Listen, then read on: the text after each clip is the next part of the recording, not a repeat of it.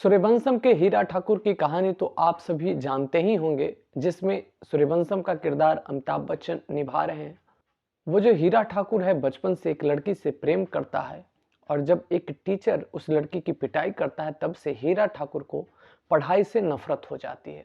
लेकिन वही जब दोनों जवान होते हैं तो हीरा ठाकुर के मन में था कि ये लड़की मुझसे शादी करेगी, लेकिन वो लड़की हीरा ठाकुर को धोखा दे देती है और हीरा ठाकुर से कहती है कि तुमसे शादी करने से अच्छा है कि मैं किसी जानवर से शादी कर लूं। वो जो लड़की होती है वो आईएएस की तैयारी कर रही थी, लेकिन उसके धोखा देने के बाद हीरा ठाकुर के जीवन में एक और लड़की आती है। वो भी आईएएस की तैयारी कर रही थी, लेकिन हीरा ठाकुर के सादगी को देखकर वो हीरा ठाकुर पर फिदा हो जाती है। हीरा ठाकुर बहुत मेहनत करके उस लड़की को पढ़ाता है और वो लड़की उसकी पत्नी बनती है और वो आईएएस कंप्लीट भी करती है। लेकिन हर एक आदमी की कहानी सूर्यवंशम के हीरा ठाकुर की तरह नहीं होती है। आज मैं जो कहानी आप लोगों के बीच लेकर आया हूँ वो कहानी एक ऐसे बदनसीब लड़के की है जिसके जीवन में दो लड़की तो आती है और दोनों लड़की का सपना होता है पढ़ लिख कर कोई सरकारी जॉब करने का, और दोनों लड़की को ये मेहनत करके पढ़ाता है और उन दोनों लड़की को जब सरकारी जॉब लग जाती है तो वो दोनों लड़की बारी बारी से उस नौजवान को धोखा देकर नौजवान से दूर चली जाती है। लेकिन कहते हैं ना कि जो दूसरे के साथ अच्छा करता है भगवान उसके साथ कभी बुरा नहीं कर सकता। और वो जो लड़का होता है खूब मेहनत करता है, वो सोचता है कि अगर मैं दूसरे को पढ़ा सकता हूँ, दूसरे को जॉब दिला सकता हूँ तो मैं खुद भी जॉब कर सकता हूँ। और उसके बाद वो जो लड़का होता है शिक्षा विभाग का बहुत बड़ा ऑफिसर हो जाता है, जबकि उसमें से एक लड़की जिसने इसे धोखा दिया था वो शिक्षिका बनती है। अब इन दोनों के बीच में कहानी कहां पर ट्विस्ट खाती है दोस्तों, ये कहानी बहुत ही प्रेरणादायी है, बहुत ही रोमांचक है, तो इसके लिए आपको पूरी कहानी सुननी पड़ेगी। नमस्कार, प्रणाम। कहानी के इस एपिसोड में मैं सूरज राय आपका स्वागत करता हूं। अगर आप मेरे चैनल पर नए हैं तो प्लीज मेरे चैनल को सब्सक्राइब कर लें। कहानी में शुरू करूं इससे पहले मैं उन लोगों का नाम ले लेता हूं जिन्होंने मेरी पिछली वीडियो पर कमेंट किया था। राम अवतार सिंह हैं जौनपुर से, बैद्यनाथ राय दमोह बिहार से, सुशील परमार आगरा से हैं और परवीन जादौन जयपुर से हैं। और भी बहुत सारे नाम हैं जिनका मैं जिक्र नहीं कर सका। आप भी जब कमेंट करें तो कमेंट में आप अपना नाम और अपना शहर अवश्य लिखें, जिससे कि मैं अगली वीडियो में आपके नाम को शामिल कर सकूं। चलिए अब कहानी पर चलते हैं। छत्तीसगढ़ का एक गांव है सिंगोला। वहां पर एक स्कूल होता है, मिडिल स्कूल होता है, और उस स्कूल के बारे में बहुत सारे जो थी शिकायत आ चुकी थी। उसको लेकर ग्रामीण शिकायत करते थे कि यहाँ के जो शिक्षक हैं ठीक से पढ़ाते नहीं, यहाँ जो मिड डे मील दिया जाता है इसमें गड़बड़ी की जाती है, यहाँ के जो कुछ टीचर हैं छात्राओं के साथ अभद्र व्यवहार करते हैं। कई प्रकार की जो शिकायतें थी वो की जाती थी, लेकिन वहाँ के जो प्रिंसिपल और शिक्षक थे और वहाँ के छोटे स्तर के जो ब्लॉक स्तर के अधिकारी होते हैं उनके मिली भगत को लेकर किसी भी शिकायत पर कोई काम नहीं किया जाता था। और आज एक आदमी उस स्कूल में चेकिंग करने पहुंचता है, वहां जाता है और जहां पर मिड डे मील बन रहा था उसमें जाकर और खाने की क्वालिटी देखने लगता है कि बच्चों को किस प्रकार का भोजन दिया जा रहा है। मोबाइल से रिकॉर्डिंग करना शुरू कर देता है। तो जो रसोइया होता है वो जाकर जल्दी से प्रिंसिपल को बताता है कि सर, पता नहीं कोई एक अनजान आदमी जो किचन है उसकी रिकॉर्डिंग कर रहा है, जो खाना बनाया जा रहा है बच्चों के लिए उसकी रिकॉर्डिंग कर रहा है। ये बात जो ही प्रिंसिपल सुनता है तो एकदम दौड़ कर किचन में पहुंचता है और किचन में पहुंचकर कहता है कि तुम कौन हो, यहाँ तुम्हारा क्या काम है। प्रिंसिपल को इस बात का डर था कि ये जो रिकॉर्डिंग कर रहा है, अगर ये रिकॉर्डिंग सोशल मीडिया पर चली गई तो हो सकता है कि हम लोगों की नौकरी खतरे में पड़ जाए, क्योंकि यहाँ पर जो हम लोग भोजन दे रहे हैं, जिस प्रकार का भोजन दिया जाना चाहिए सरकार की तरफ से, जितने पैसे दिए जाते हैं और सरकार की तरफ से जो मेनू चार्ट दिया गया है कि किस प्रकार का भोजन देना है, उस प्रकार का भोजन तो मैं नहीं दे रहा हूँ। ये बात वायरल हो जाती है, लोगों तक पहुंच जाती है, तो हम लोगों की जो नौकरी है खतरे में पड़ जाएगी। और वो उस आदमी से पहले तो रिक्वेस्ट करता है कि प्लीज़ इस वीडियो को डिलीट कर दो और तुम हमारे स्कूल परिसर से बाहर चले जाओ। लेकिन वो जो आदमी होता है, वो आदमी कहता है कि नहीं, आपने जो भोजन बनाया है इसमें बहुत सारी कमी है, तो ये लोगों तक पहुंचनी चाहिए। चूंकि वो प्रिंसिपल था, हेडमास्टर था, वो तो दबंग किस्म का था ही। थोड़ा सा शोर हंगामा होता है तो उस स्कूल के जितने भी टीचर थे, अध्यापक थे, अध्यापिका थी, सब पहुंच जाते हैं और सारे लोग वो जो आदमी होता है उससे बदतमीजी करना शुरू करते हैं। अच्छा, मैं बता दूं, वो जो आदमी होता है उसकी उम्र वह मुश्किल 35 साल थी।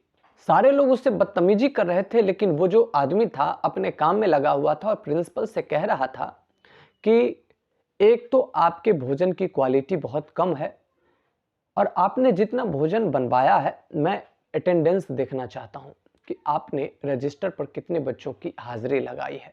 कहीं ऐसा तो नहीं कि आप झूठ मूठ का हाजिरी ज़्यादा लगा रहे हो, सरकार से पैसा तो ज़्यादा बच्चों का उठा रहे हो, लेकिन यहाँ पर भोजन कम बच्चों को खिला रहे हो। ये बात जो ही वो हेडमास्टर सुनता है कि वो तमतमा जाता है, उस आदमी का कॉलर पकड़ लेता है और इसी बीच में उस स्कूल की एक जो अध्यापिका होती है, जो अपने क्लास में बैठकर आराम फरमा रही थी, हंगामा सुनकर बाहर आती है और जो ही उस आदमी को देखती है कि उसका गुस्सा 7वें आसमान पर पहुंच जाता है और उसको देखते ही वो महिला सबसे कहने लगती है कि इस आदमी को मारो। ये जो आदमी है इससे पहले भी कई स्कूल में जाकर उस स्कूल की लड़कियों के साथ जबरदस्ती कर चुका है, छेड़खानी कर चुका है। गांव वाले जब वहां पहुंचते हैं तो गांव वाले को बताया जाता है और वो महिला जो अध्यापिका होती है वो सबसे आगे होती है और वो सबसे बताती है कि देखिए, इस स्कूल में आपकी लड़कियां, आपकी बेटी, आपकी बहन पढ़ती है और उस स्कूल में इस तरीके का मनचला आदमी घुस जाता है, लफंगा आदमी घुस जाता है, तो क्या इसको ऐसे ही छोड़ देना चाहिए? ये बात जो ही गांव के लोग सुनते हैं तो वो एकदम आक्रोश में भर जाते हैं और वो उस आदमी को पीटने की कोशिश भी करते हैं। लेकिन वो जो आदमी होता है, जो सारे लोगों को कहता है कि मैंने ऐसा कुछ भी गलत नहीं किया है, आप चाहें तो रिकॉर्डिंग देख सकते हैं, मैंने सिर्फ भोजन की रिकॉर्डिंग करी है और इसी समय ये लोग मुझको पकड़ लिए हैं। फिर भी गांव वाले को वो जो महिला थी उकसाने के फिराक में लगी हुई थी। हेडमास्टर था, उसको पता था कि इसको तो ऐसे भी छोड़ दिया जा सकता है, लेकिन अगर मैं इसको ऐसे छोड़ दूंगा तो आए दिन कोई ना कोई विद्यालय परिसर में घुसेगा और रिकॉर्डिंग कर लेगा।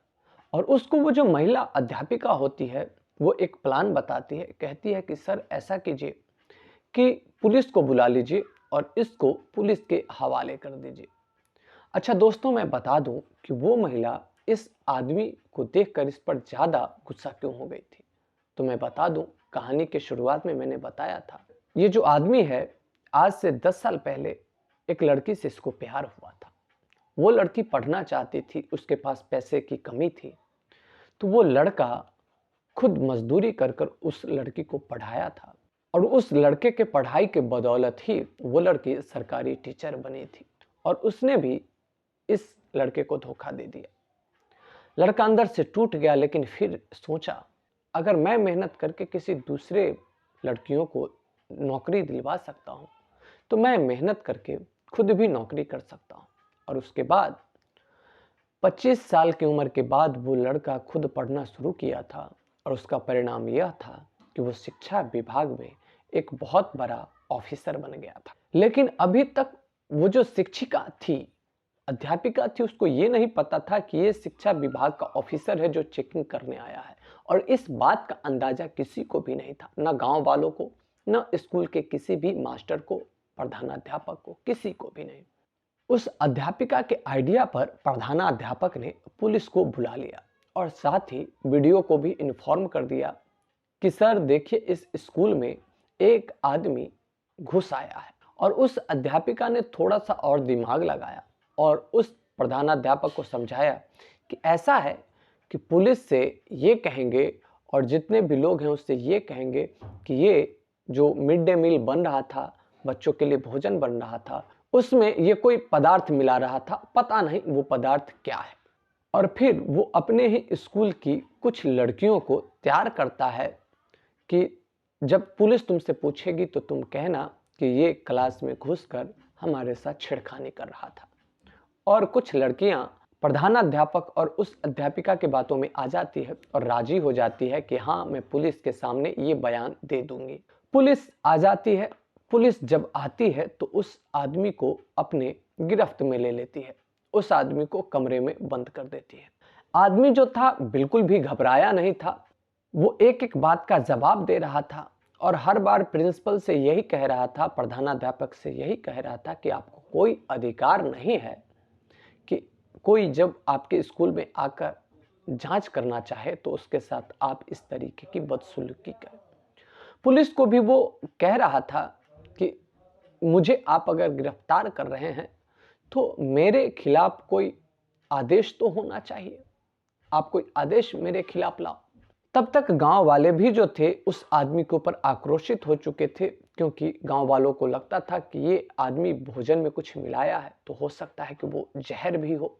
इधर वीडियो भी स्कूल पर पहुंचते हैं और जब ही वीडियो स्कूल पर पहुंचकर उस आदमी को देखता है तो उस वीडियो के पैर के नीचे की जमीन खिसक जाती है।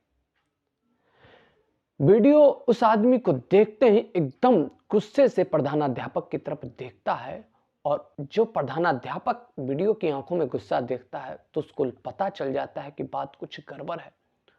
और वीडियो प्रधानाध्यापक को जाकर कहता है कि तुमको पता है कि तुमने किसको अरेस्ट करवाया है, किसके साथ बदतमीजी की है। वीडियो से वो प्रधानाध्यापक अवाक होकर पूछता है, स्तब्ध होकर पूछता है किसको। तब वो वीडियो बताता है कि ये इस राज्य के शिक्षा विभाग के बहुत बड़े पदाधिकारी हैं जो तुम्हारे स्कूल में चेकिंग के लिए आए थे और तुम्हारे स्कूल में बहुत सारी शिकायत मिली थी, इसीलिए आए। तुमने जब मुझे बुलाया तो मुझे ऐसा लगा था कि कोई दूसरा आदमी होगा, मुझे इतना तो पता था कि तुम्हारे स्कूल पर किसी दिन चेकिंग आ सकती है, लेकिन ये नहीं पता था कि आज ही चेकिंग आएगी। और फिर वीडियो की बातें सुनकर वो जो पुलिस थी उसका हाथ पैर फूलना शुरू हो गया और तुरंत ही वो जो शिक्षा पदाधिकारी होता है अपने ओरिजिनल फॉर्म में आता है, तुरंत इन्फॉर्म करता है। उसकी जो टीम होती है कई गाड़ियों के साथ, लश्कर के साथ वहां पहुंच जाती है और जितने भी वहां पर दोषी टीचर थे उसको अपने निगरानी में ले लेती है। और उसके बाद ये जो शिक्षा पदाधिकारी होता है उस महिला से एकांत में मिलता है और कहता है कि मैंने ही तुमको नौकरी दिलवाया था और मैं ही तुमसे तुम्हारी नौकरी छीन रहा हूं। एक तो तुम लोग चोरी करते हो और ऊपर से सीनाजोरी करते हो। तुमने एक आम आदमी जानकर मेरे साथ बदसलूकी की। यहां के आम इंसान के साथ तुम लोग भी तो बदतमीजी ही करते हो। हेडमास्टर और जितने भी टीचर थे उस पदाधिकारी का पैर पकड़ के माफी मांगने लगे, लेकिन वो जो पदाधिकारी था वो कहता है कि नहीं, अब ये जांच का विषय है और इस पर जांच होगी, जो दोषी होगा उसको सजा तो मिलेगी ही। लेकिन सबसे पहले वो उस महिला को हमेशा हमेशा के लिए सेवा से मुक्त कर देता है, उसकी नौकरी छीन लेता है और छीनते वक्त कहता है कि भगवान के घर में देर है अंधेर नहीं। दोस्तों, कैसी लगी आपको ये कहानी? आप हमें कमेंट करके जरूर बताइएगा। जब भी आप कमेंट करें तो कमेंट में आप अपना नाम, अपना शहर अवश्य लिखें। हमें आपके कमेंट का इंतजार रहेगा और आपसे मिलते हैं फिर अगली वीडियो में। तब तक के लिए लेते हैं आपसे विदा। धन्यवाद।